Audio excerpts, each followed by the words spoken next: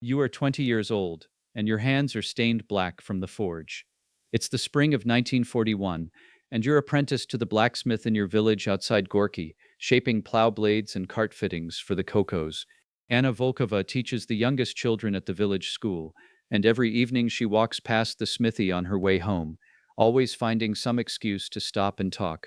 You've been saving nothing in particular, no ring, no plan, just the quiet certainty that you'll marry her once the harvest season settles down. The war, when the radio speaks of it that June, still sounds like something happening far to the west, in cities whose names you've only read in books. The mobilization order reaches your village in July, delivered by a boy on a bicycle too young himself to be called up. Your mother packs a small cloth bundle without being asked, because she already knows what the paper means before you finish reading it aloud. Anna doesn't cry at the gate. She takes your hand instead and presses something small into it, a handkerchief she's embroidered herself, 4 words stitched along one edge in careful red thread. Wait, I'll return. You fold it into your breast pocket, over your heart, and you don't take it out again until the train is already moving. Training is short and blunt. A few weeks of drill, a march or two, instructors who have less time to teach you than they'd like because the front keeps pulling men forward faster than anyone can prepare them. You're folded into the 13th Guards Rifle Division under General Rodimpsev, a unit still refitting from earlier fighting when new orders arrive in September 1942. Move to the Volga. Immediately, no further explanation given. 10,000 men march for days on aching feet toward a city called Stalingrad, and along the column, word passes back that there aren't nearly enough rifles to go around for all of you. You meet Sergeant Grigory Petrov on the march, a stocky man who spits sunflower seed shells constantly and somehow always has more in his pocket. He fought in Spain before this war even started and doesn't talk about it unless pressed. Private Yuri Volkov, younger than you, sketches on scraps of paper whenever the column halts, soldiers' faces mostly, quick and unfinished, because he never knows how long he'll have before the order comes to move again.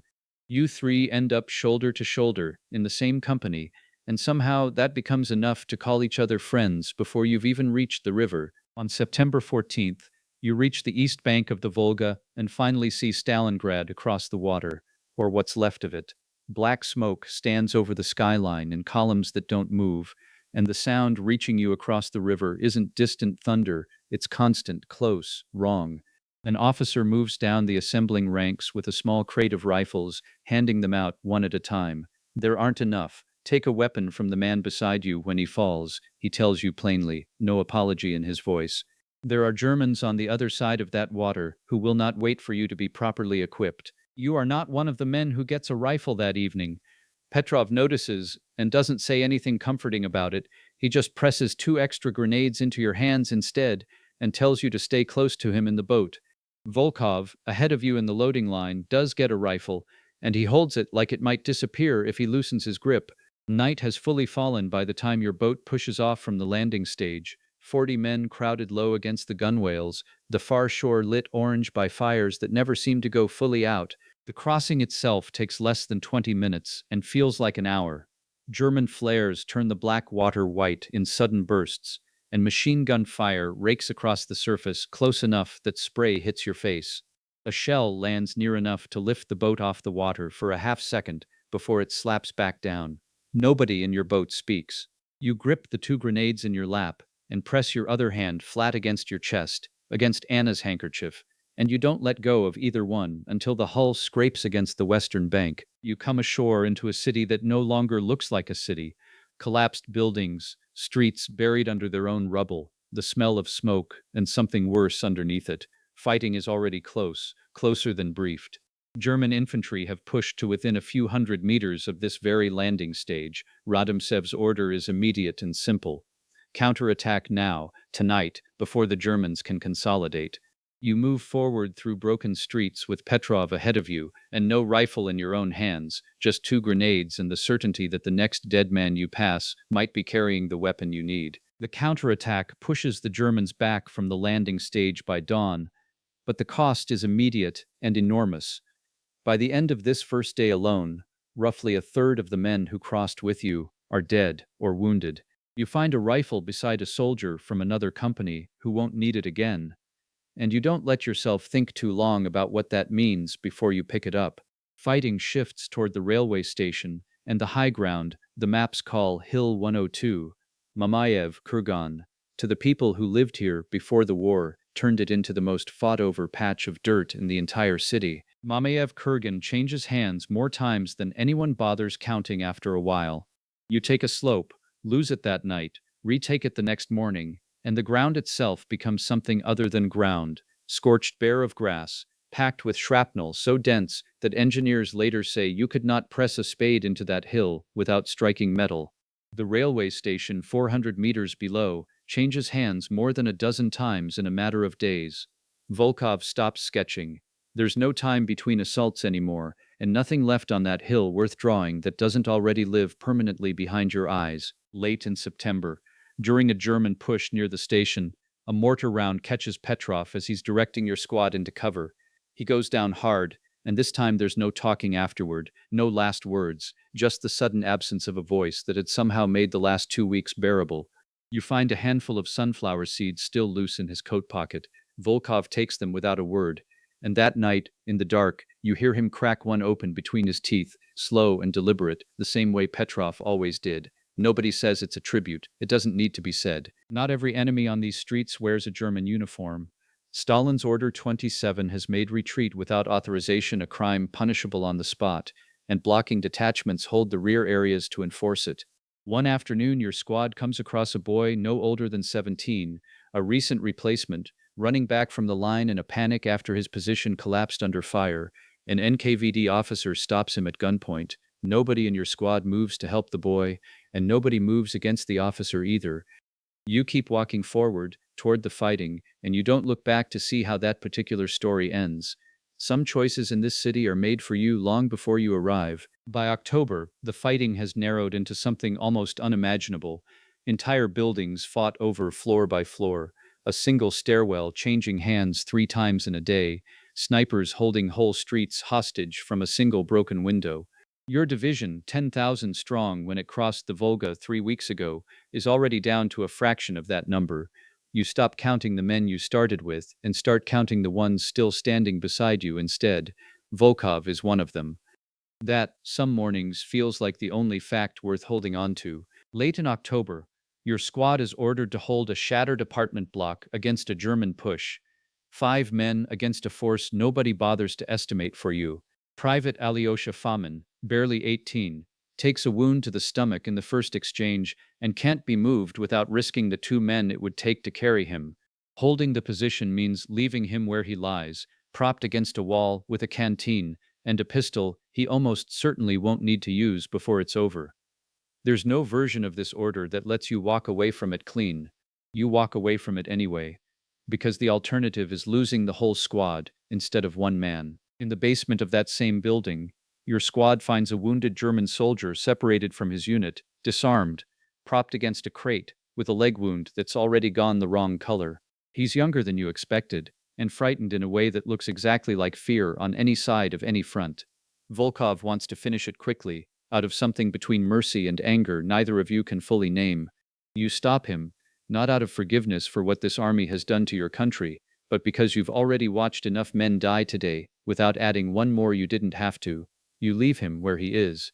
Neither decision feels like the right one. 2 days later, in a lull between assaults, your squad shelters in the ruins of what used to be a bakery.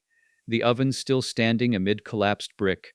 Volkov trades a cigarette for someone else's ration and laughs. A real laugh, the first one in weeks, at a joke too quiet for you to catch. A German sniper's round takes him through the throat before the laugh finishes leaving his mouth. There's no warning shot. No chance to return fire at a target nobody sees. It's over in less time than it takes to describe it. You find his sketchbook still in his pocket, the pencil worn down to a stub. You keep it, because somebody has to. November brings the first hard frost, and the fighting somehow doesn't slow down for it. You're down now to a handful of men from the squad that crossed the Volga in September, folded in and out of other depleted units as the line demands. You carry 2 things in your coat now, instead of 1. Anna's handkerchief, and Volkov's sketchbook, its pages stiff with cold. The city around you has stopped being a place with streets and addresses. It's just positions, numbers, ground held or ground lost. You think about, wait, I'll return, more than you let yourself admit. Because some weeks it's the only sentence in your head that isn't about ammunition or elevation or which building is still standing. On November 19th, word reaches the front line that Soviet forces have launched a massive counteroffensive far to the west and north of the city, encircling the entire German Sixth Army in a single stroke. You don't fully understand the scale of it from inside a single ruined building, but you understand the change in tone among the officers, the sudden careful optimism nobody had allowed themselves to feel in months. The fighting inside Stalingrad doesn't stop. If anything, it turns more desperate, cornered men fighting with nothing left to lose. But for the first time since the Volga crossing, the arithmetic of the battle has started running in your direction instead of against you. By late January, what's left of the German Sixth Army is starving and freezing inside a shrinking pocket, and what's left of your own division is a fraction of the 10,000 men who crossed with you in September. The survivors will later count only a few hundred still standing by the time it's over. On February 2nd, 1943, the last German resistance in Stalingrad surrenders. You stand in a street that changed hands more times than you can remember, and feel less like celebrating than you expected to.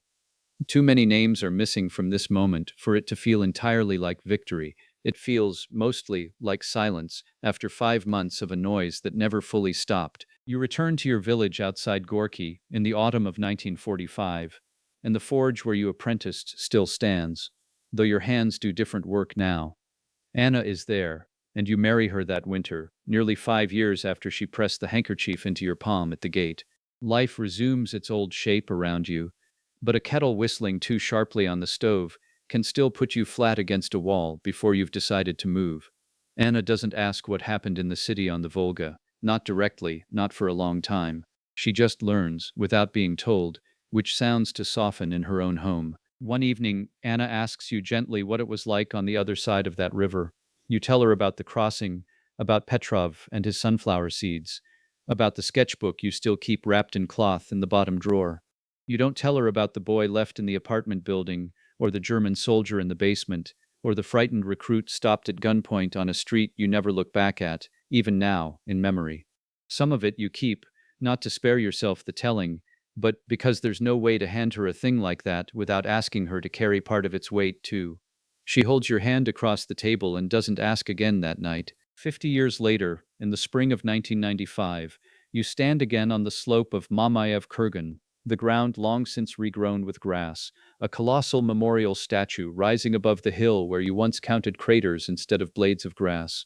You carry both objects still, the handkerchief and the sketchbook, their edges soft as cloth from half a century of handling. You always understood, wait, I'll return, as a promise made to Anna alone, back at a village gate in 1941. Standing on this hill again, you understand it differently. The promise ran both ways the whole time, the living owing something back to the ones who didn't get to keep it. You set the sketchbook down at the base of the memorial, keep the handkerchief closed in your hand, and walk down the slope slowly, on your own terms, for the last time,